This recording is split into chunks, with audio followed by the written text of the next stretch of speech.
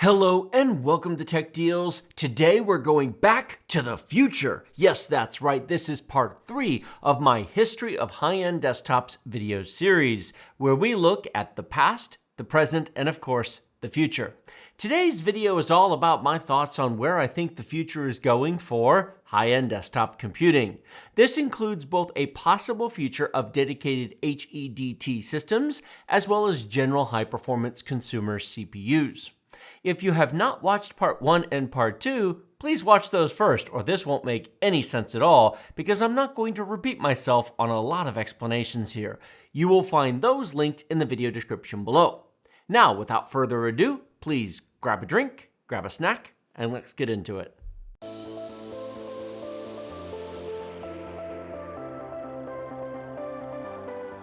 Today's video was brought to you by eWin Racing, the best source for gaming chairs and desks for those long gaming sessions. We have a playlist of our eWin chair and desk videos linked in the video description below. Save 30% off of everything using the discount code techdeals. More details at the end of the video.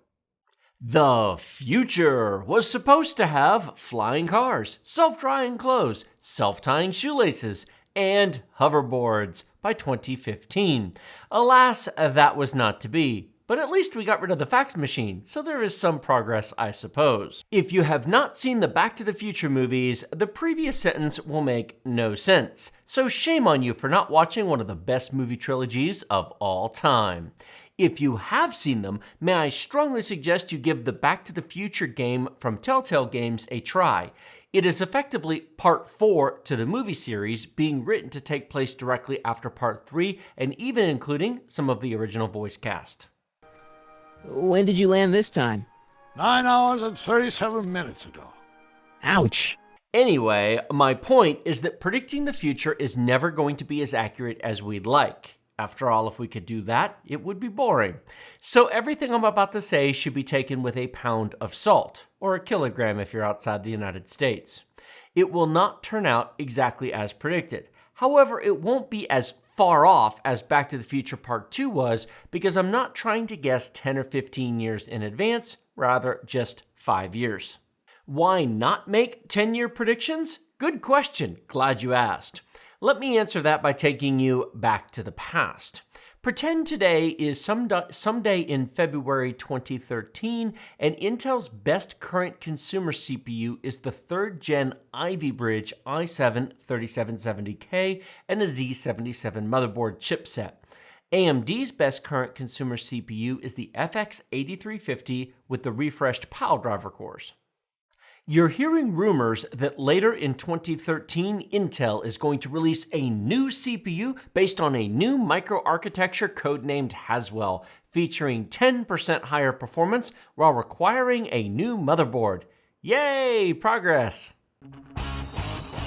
Upgrades, people, upgrades. That's how we make the dough.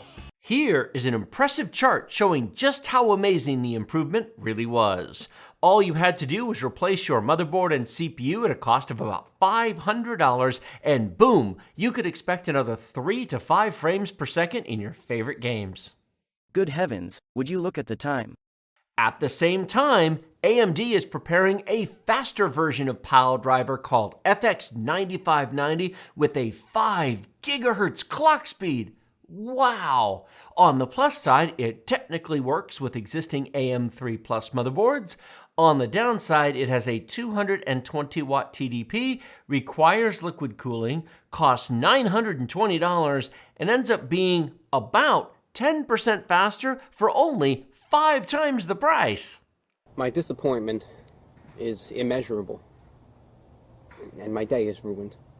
Here is an awesome chart of just how amazing the FX 9590 really was. Wow, for the low price of almost $1,000, you could earn pointless bragging rights over people who use their money more wisely.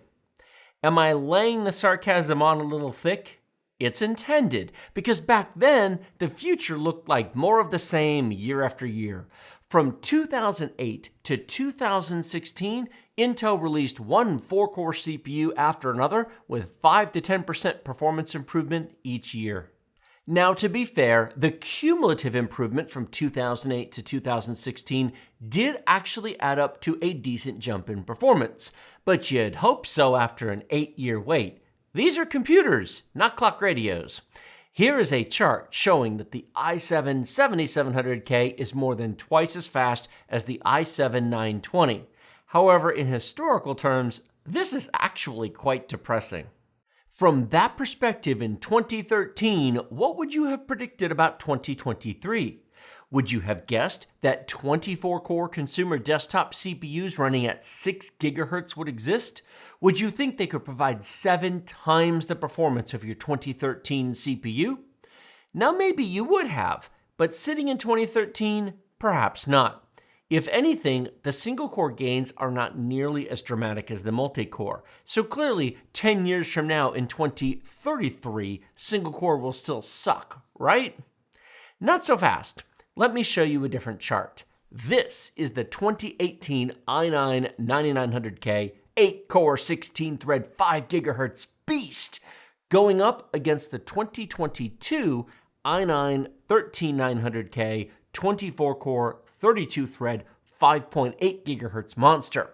The single-core performance didn't double, however, it is up 50%, and the multi-core performance has tripled. Let's start this off with true HEDT platforms, the replacement for the X299, Cascade Lake X, and Threadripper. First, AMD has not officially said one way or the other if Zen 4-based Threadripper is coming to a consumer-facing retail platform. The most recent official statement was from David McAfee.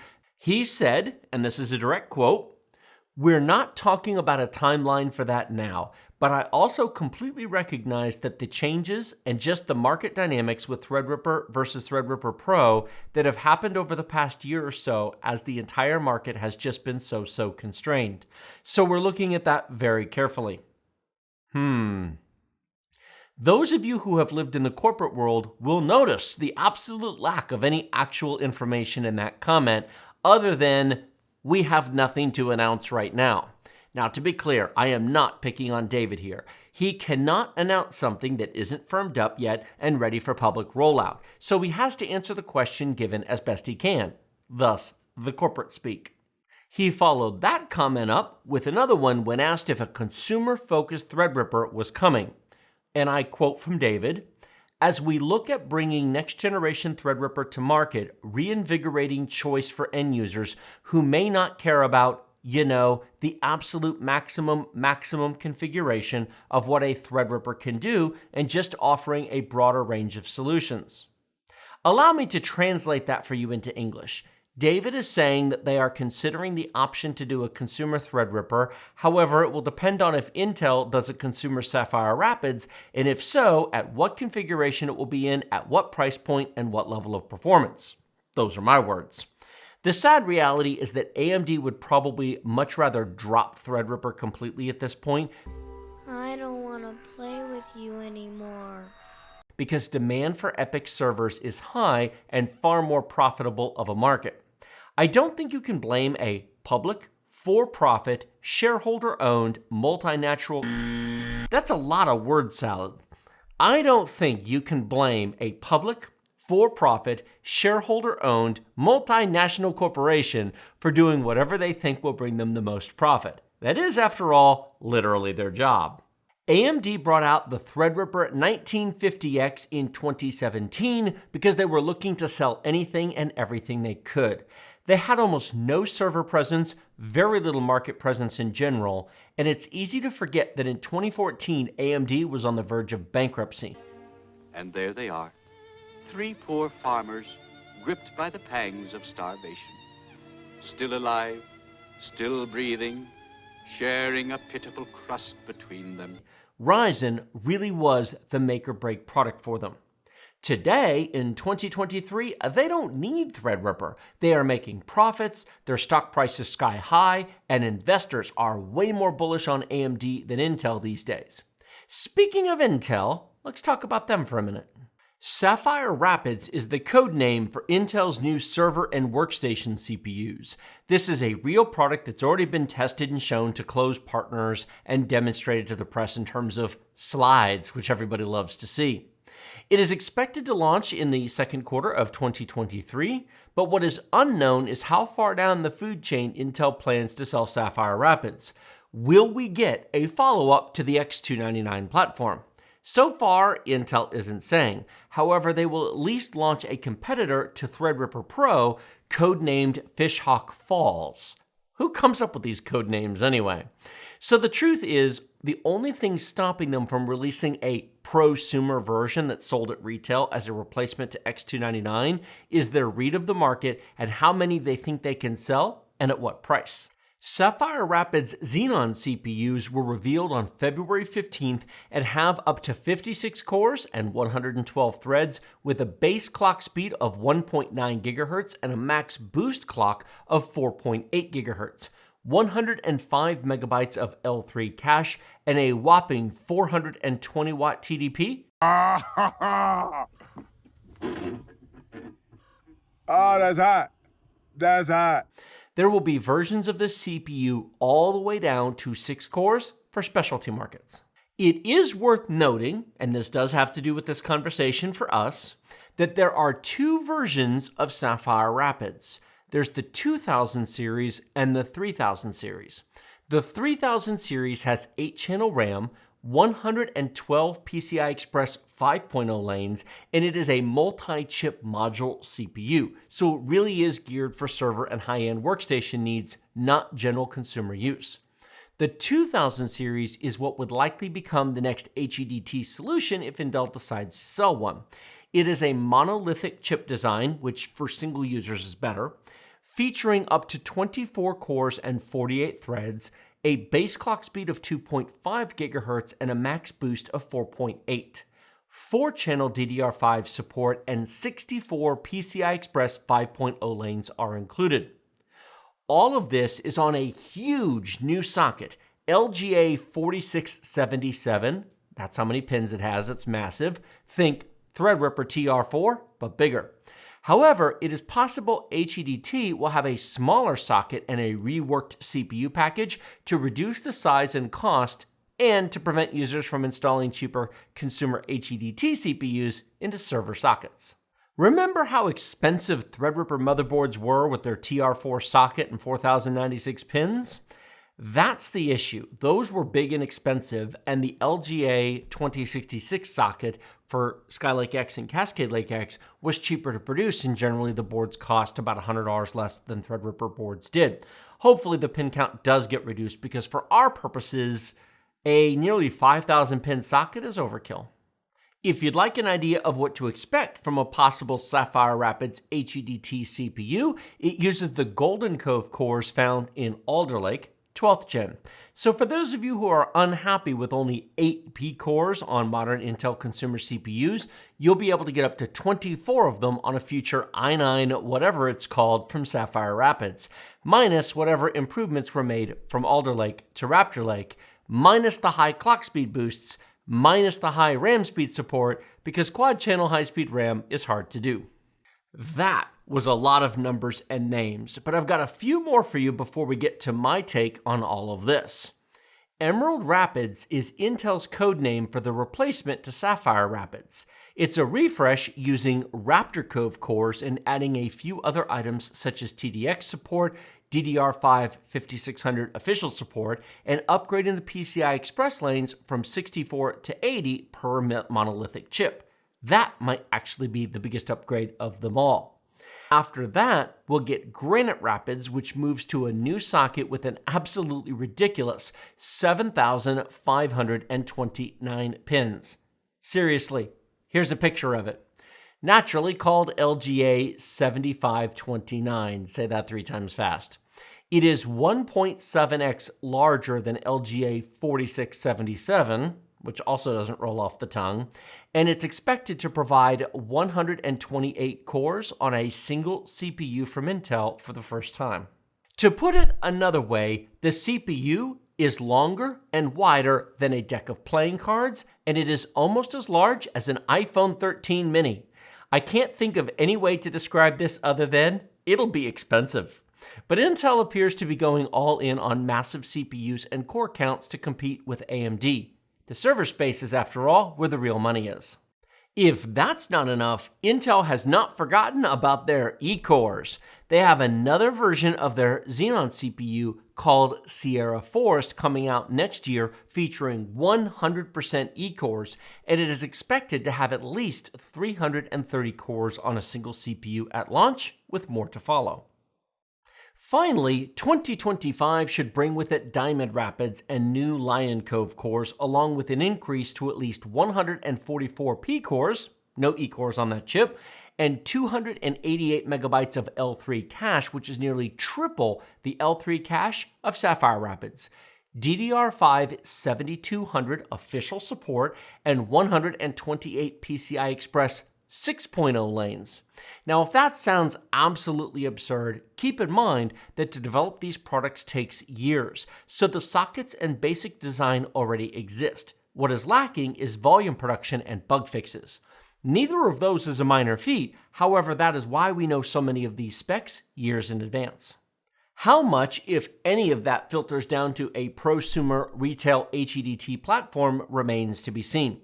The truth is, I'm sure Intel itself doesn't know just yet. After all, it has many customers ready to buy thousands of CPUs for $5,000 or more each to handle before it gets into another retail-facing product that will, quite frankly, take sales from their high-end consumer line and their low-end workstation line. That all brings me to my thoughts on HEDT's real future. It had a wonderful place for a while consumer desktop platforms stagnated for years. Thanks, both Intel and AMD, for that. However, now those days are over. The general need for such a platform has been greatly reduced. The i9 13900K and the Ryzen 9 7950X are so incredibly fast that most past users of HEDT aren't hurting for amazing CPU performance anymore. They now come with enough M.2 slots that storage is far less of a concern than just a few years ago, and DDR5 capacity and speed are more competitive with quad-core channel offerings in the past. As I noted in part 2 of this series, I am retiring my i9 10980XE because the features are no longer needed and the CPU performance is no longer top of the line. Even if it was top of the line in terms of CPU performance, the whole platform is simply not required, at least for me. At the time, to get 12 terabytes of NVMe storage, I needed 7 M.2 drives with 3 on the motherboard and 4 on an M.2 HyperCard riser.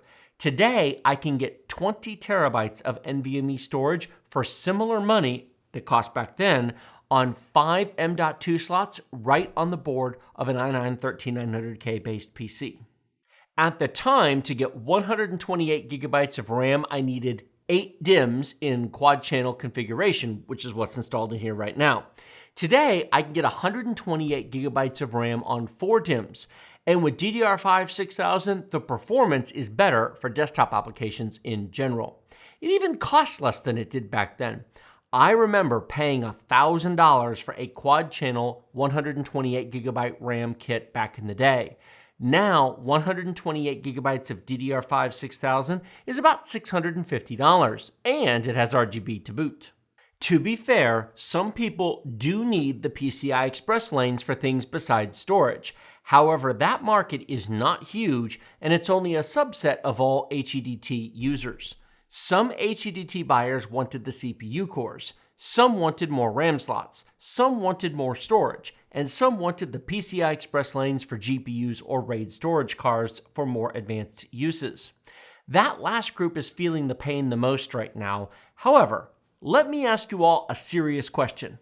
Is that group large enough to make it worth it to Intel or AMD to develop an entire independent platform just for them? Will it sell enough units to cover its development, marketing, and manufacturing costs? Will it generate new sales, or will it simply cannibalize sales of existing platforms? In my opinion, the answer is absolutely no. that group is not large enough, and no, it will not generate enough new actual sales to be worth developing. Most people who would buy a new HEDT platform will either buy the top of the line from the consumer lines from either company, or they will move to the bottom end of the workstation line, either Threadripper Pro or Sapphire Rapids WS, given a lack of other choices. Regarding the next 5 years, I am absolutely convinced that we are going to see 32-core CPUs on both consumer platforms within that time frame, along with 256 gigabytes of official RAM support, along with a bump in PCI Express lanes and a move to PCI Express 6, which will double the performance again from PCI Express 5, allowing up to 8 M.2 drives on the consumer side of things, at least on very premium boards. That sort of support, along with the coming introduction of PCI Express 6, means that there will be even less reason to have a separate platform. I realize that conclusion is going to be disappointing to HEDT fans. Some of you may even be staring at your screen or monitor or phone saying, no, they're going to release one. I want to buy one, so that's why they're going to release it. I don't think Intel and AMD release products because you want them. They release products because they think they're going to make money. This is my take on why I don't think they will. However, that is just my take based upon the available facts. They might. They might decide it's a market that they want to go after. They might decide they don't want to leave it to the other company.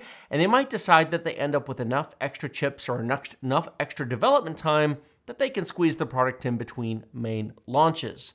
One of the single biggest reasons to release such a product, extra silicon, and to have something to release in between main product cycles halfway through a generation, because it reinvigorates interest, it generates press coverage, and they may not have anything else to do, at least from the marketing and sales side, during that period. So that might be one reason they do it. But I don't think it's needed, and I really do think the consumer platforms are just going to get better and better. eWin Racing has a wide selection of chairs to fit all shapes and sizes of gamers, ranging from petite to cuddly. They have something for every type of gamer. Not just sizes, but colors and material options as well, including red, blue, purple, pink, orange, and more, plus cloth and leather choices. We have over half a dozen chair and desk videos in a playlist down in the video description below. We also have a very special offer just for Tech Deals viewers. Save 30% off of everything using discount code techdeals using our link in the video description. We have used eWin gaming chairs for 3 years in our office, sitting on them for up to 8-hour marathon live streams. They are very comfortable, and we are happy to work with eWin to bring you this special discount and recommend eWin for all of your gaming chair and desk needs. Thank you all so much for watching to the very end of this video. 2 gold stars for all of you still here. Like, comment, subscribe, and do all of the things. For those of you who directly support the channel, thanks for watching this early, because this will have been published at least a week in advance for patrons and for members of the channel who click that join button down there. Silver members get early access to all videos. Gold members get access to about 125 exclusive videos that are not available to anyone else, or you can watch those over on Floatplane if you're interested. Yes, we still upload over there as well. Thank you all so much for watching. I will see all of you next time. Hello and welcome to Tech Deals. Today we're going back to the future. Yes, that's right. This is part 3 of my history of high-end. Now, if you haven't seen the Back to the Future movies, the above sentence will make no sense. So shame on you for not watching one of the best movie trilogies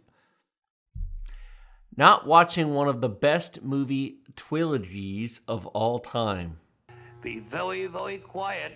I'm hunting rabbits.